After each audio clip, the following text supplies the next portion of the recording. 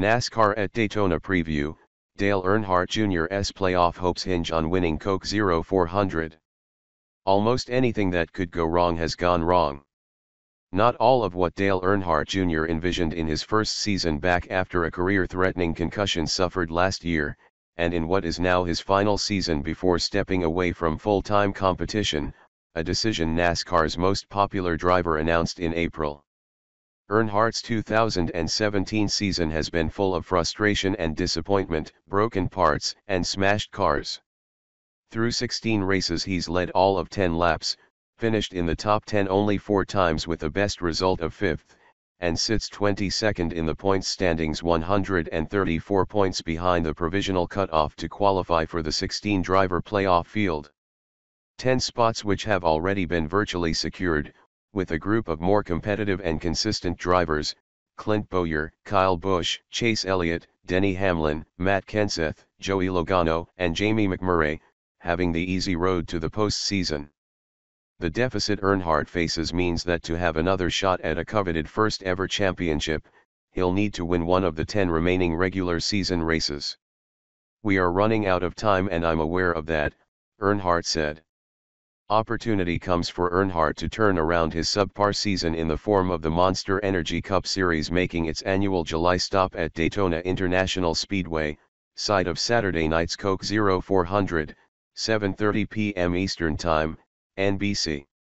The restrictor plate track, one of 2 on the schedule, is where he's been consistently at his best, to the point his ability to manipulate the draft to his advantage has left his rivals often feeling as if they're in a different race altogether.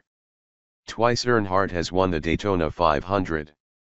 Twice he's won the Coke 0400.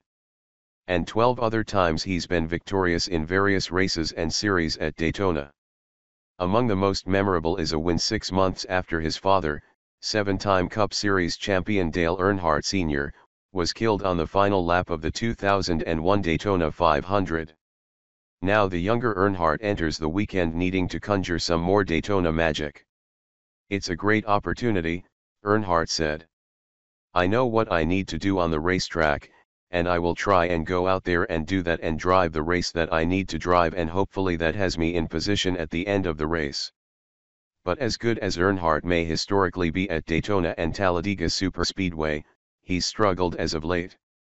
Instead of dominance that allowed him to overpower rivals almost into submission, he's looked rather ordinary.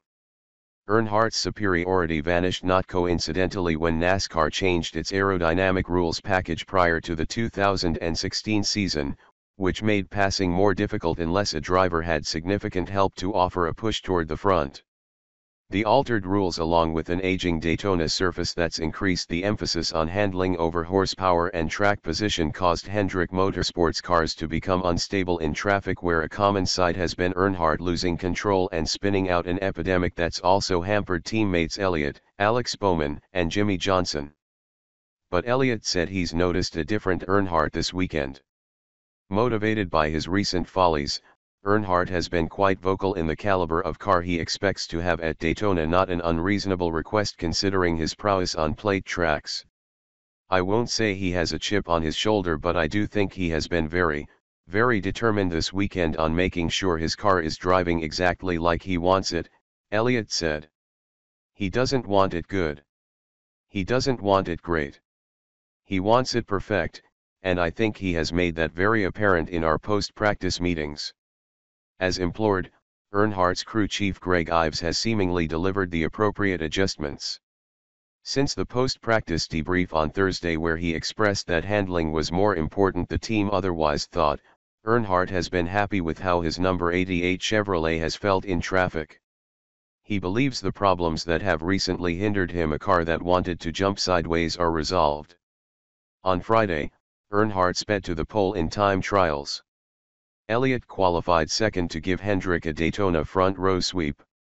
Although single-lap qualifying runs are vastly different from the conditions drivers will encounter Saturday night, it provided Earnhardt further confidence that he can again be a contender. "The car needs to be perfect handling-wise to win the race," Earnhardt said. "If I get a really good handling car that doesn't give me any issues, then I can just think solely on being on the offense and putting together moves or taking advantage of opportunities I see in front of me. I feel great about the car and we have learned some things.